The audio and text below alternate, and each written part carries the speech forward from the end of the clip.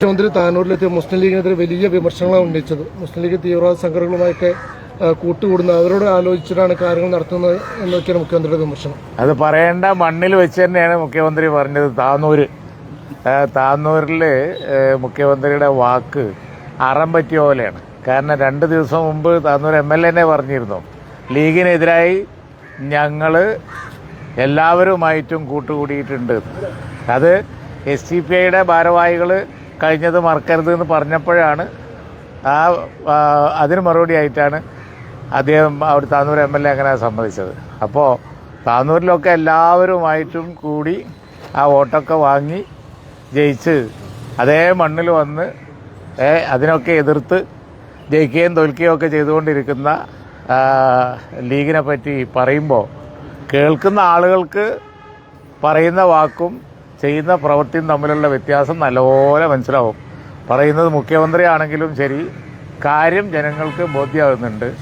തെരഞ്ഞെടുപ്പ് വന്നാൽ ലീഗിനെതിരെ എല്ലാവരെയും ഒരു വേദിയിൽ അണിനിരത്തുന്ന പാർട്ടിയാണ് CPM. അതിന് നേതൃത്വം കൊടുക്കുന്ന മുന്നണിയാണ് LDF. പൊന്നാനിയുടെ മണ്ണിൽ ഇത് എത്ര പ്രാവശ്യമായി ആവർത്തിക്കുന്നു. പൊന്നാനിയുടെ മണ്ണിൽ ഒരു സമയത്ത് അവരൊരു വേദി ഒരുക്കിയിരുന്നു. അവിടെ അണിനിരക്കാൻ ആരും ബാക്കിയുണ്ടായിരുന്നില്ല. കിട്ടാവുന്നവരെല്ലാം ഉണ്ട്. മുള്ളുമൂർക്കൻ എന്ന് പറയാറില്ലേ എന്ന് പറഞ്ഞതുപോലെ എല്ലാവരെയും ഒരു സാമ്പാർ, മനോഹരമായ ഒരു പേര് മലപ്പുറം ജില്ലയിലാണ് ജനിച്ചത് ഇത്തരം ഒരു മുന്നണിക്ക്. ആ മുന്നണി പേര് എത്ര ഭാവനാസമ്പന്നമാണ് എന്ന് ആലോചിച്ച് നോക്കിയേ. അതെന്നെ മറുപടിയാണ് സാമ്പാർ മുന്നണി. ലീഗിനെതിരെ സാമ്പാർ മുന്നണി വെച്ച് സാമ്പാർ വിളമ്പി അവിടെയും ഇവിടെയൊക്കെ ഒറ്റപ്പെട്ട ജയങ്ങളുണ്ടാക്കി. എന്നാൽ ബഹുഭൂരിപക്ഷം സന്ദർഭങ്ങളിലും ഇത്തരം പരീക്ഷണങ്ങളെ അതിജീവിച്ച് ഒരിക്കലും തീവ്രവാദത്തോടും അതുപോലെ തന്നെ ന്യൂനപക്ഷ വർഗീയതയോടും ഭൂരിപക്ഷ വർഗീയതയോടും ഒന്നും കോംപ്രമൈസ് ചെയ്യാതെ നിൽക്കുന്ന ലീഗിനോടാണ് താനൂരിൻ്റെ മണ്ണിൽ വെച്ച് ഇത് രണ്ടിനെയും ഒരുമിപ്പിച്ച മണ്ണിൽ വെച്ച്, പൊന്നാനിയുടെ മണ്ണിൽ വെച്ച് മുഖ്യമന്ത്രി ഇത് പറഞ്ഞത്. വാക്ക് അറം പറ്റിയിരിക്കുകയാണ്. ജനങ്ങൾക്ക് മനസ്സിലായി വാക്കും പ്രവൃത്തിയും തമ്മിൽ യാതൊരു ബന്ധവുമില്ല. ലീഗിന് വലിയ ദുരന്തം ഉണ്ടാകുമെന്ന്, അതായത് കോൺഗ്രസിനുണ്ടായിട്ടുള്ള തകർച്ച മുസ്ലിം ലീഗിനും ഉണ്ടാകും എന്നുള്ളൊരു മുന്നറിയിപ്പൊക്കെയാണ് മുഖ്യമന്ത്രി ലീഗിന്. അല്ല, ഒരു ദുരന്തം വരാൻ പോകുന്നുണ്ട്. അത് LDFന്റെ പരാജയമാണ്. അദ്ദേഹം അത് മുന്നിൽ കണ്ട് വർത്തമാനം പറഞ്ഞു എന്ന് മാത്രമേ ഉള്ളൂ. അല്ലാതെ ഒന്നുമില്ല. ഈ തെരഞ്ഞെടുപ്പിൽ എല്ലാവരും ആഗ്രഹിക്കുന്നത് ഈ ഗവൺമെൻറ് ഇനിയൊന്ന് മാറണം എന്നുള്ളതാണ്. ആ വികാരം പാർലമെൻറ്റ് തെരഞ്ഞെടുപ്പിൽ പ്രകടമായി.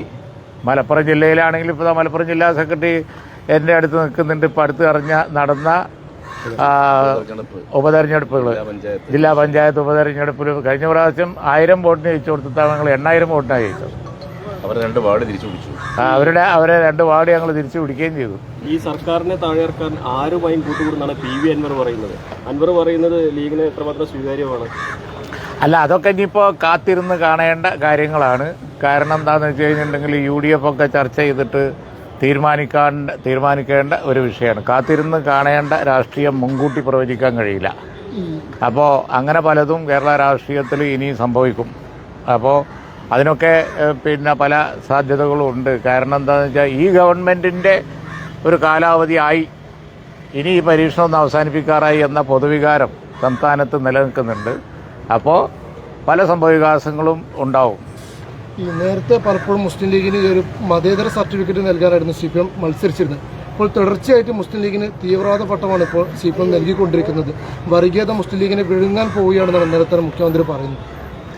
അല്ല, ഭയപ്പെടേണ്ട. കാരണം എന്താണെന്ന് വെച്ച് കഴിഞ്ഞിട്ടുണ്ടെങ്കിൽ അവരെ കൂടെ ഉള്ള പാർട്ടികൾ അവരെ സഹായിച്ച ചില പാർട്ടികളെ ചൂണ്ടിക്കാണിച്ചൊക്കെയാണ് അവരിത് പറയുന്നത്. കാലം എത്രയായിട്ടും അവരെ വിഴുങ്ങിയിട്ടില്ലല്ലോ. ഞങ്ങളെ സംബന്ധിച്ചിടത്തോളം ഞങ്ങൾക്ക് ആ പേടിയില്ല. ഞങ്ങൾ ആരെയും വിഴുങ്ങൂല്ല, ആരും ഞങ്ങളെ വിഴുങ്ങൂല. മാത്രമല്ല, മതേതര കാഴ്ചപ്പാടിൽ ഞങ്ങളൊരു കോംപ്രമൈസും ചെയ്യൂല. അവരൊക്കെ ആയിട്ട് കൂട്ടുകൂടിയിട്ട് ലീഗിൻ്റെ മതേതരത്വത്തിൽ കലർപ്പ് വരില്ല എന്നുള്ളത് ഗ്യാരണ്ടിയാണ്. അത് ഞങ്ങൾ ഉറപ്പ് പറയാം. എന്തുകൊണ്ടായിരിക്കും പിന്നെ മുഖ്യമന്ത്രി തുടർച്ചയായിട്ട് ഇത്തരത്തിലൊരു പട്ടം ചാർത്താൻ ശ്രമിക്കുന്നത്? അല്ല, അത് ഞങ്ങൾ നേരത്തെ എക്സ്പ്ലെയിൻ ചെയ്തിട്ടുണ്ട്. അവരിങ്ങനെ കാർഡ് മാറി കളിക്കും. കഴിഞ്ഞ പാർലമെൻറ്റ് തെരഞ്ഞെടുപ്പിൻ്റെ തൊട്ട് മുമ്പ് പറഞ്ഞത് അവരില്ലെങ്കിൽ ഇന്ത്യയിലെ ന്യൂനപക്ഷ സമുദായം 2ാം ക്ലാസ് പൗരന്മാരാവുന്നതാണ്. അത് വൻതോതിൽ അഡ്വർടൈസ് ചെയ്തു. കഴിഞ്ഞ പാർലമെൻറ്റ് തെരഞ്ഞെടുപ്പിന് മുമ്പ് ന്യൂനപക്ഷ വർഗീയത ലക്ഷ്യം വെച്ചിട്ടാണ് ആ പരസ്യം കൊടുത്തത്. അവരില്ലെങ്കിൽ 2ാം ക്ലാസ് പൗരന്മാരാവും. കേരളത്തിൽ മാത്രമുള്ള ഒരു പറയാണ് പാർലമെൻറ്റ് തെരഞ്ഞെടുപ്പിൽ ഇന്ത്യയിൽ അവരില്ലെങ്കിൽ അതിൻ്റെ ഒരു അർത്ഥശൂന്യത ഒന്ന് ആലോചിച്ച് ന്യൂനപക്ഷങ്ങൾ 2ാം ക്ലാസ് പൗരന്മാരാവും. അവർ അഡ്വർടൈസ് ചെയ്താണ് കഴിഞ്ഞ തെരഞ്ഞെടുപ്പിൽ. അതേ അവരാണ് ഇപ്പോൾ അവരെ കൂടെ ദശകങ്ങളായിട്ടുള്ള പാർട്ടികളെ ജമാഅത്തെ ഇസ്ലാമി, SCPI ഒക്കെ അവർക്കാണ് കാലാകാലങ്ങളിൽ സപ്പോർട്ട് കൊടുത്തുകൊണ്ടിരുന്നത്. അവരെ ചൂണ്ടിക്കാണിച്ച് എപ്പോഴും ഏത് പ്രസംഗമാണെങ്കിലും പുട്ടിന് തേങ്ങ ഇടുന്ന മാതിരി പറഞ്ഞുകൊണ്ടിരിക്കുന്നതിൻ്റെ കാരണം ഒന്നേ ഉള്ളൂ, ഇപ്പോൾ കാർഡ് മാറിയിട്ടുണ്ട്. ഇപ്പോൾ കാർഡ് മാറി. അന്നത്തെ കാർഡ് അല്ല ഇപ്പോൾ കാർഡ്. അപ്പോൾ അത് പറയുന്നുമില്ല. അതുകൊണ്ട് അതിനകത്ത് അതാണ് ഞാൻ പറഞ്ഞത്, താനൂരിൻ്റെ മണ്ണിൽ വെച്ച് പറഞ്ഞത് നന്നായി എന്ന് ഞാൻ പറയാൻ കാരണം വല്ല വിധത്തിലും സ്വകാര്യമായിട്ട് കൂടണമെങ്കിൽ കൂടാം എന്ന പൊതുവിൽ എതിർക്കുക എന്ന തന്ത്രത്തിൻ്റെ ഭാഗമാണത്. ഈ CPM ജില്ലാ സമ്മേളനത്തിൽ അവർ വിലയിരുത്തിയൊരു കാര്യം ഒരുപാട് വോട്ട് BJPക്ക് കൂടുന്നു എന്നുള്ളതാണ്.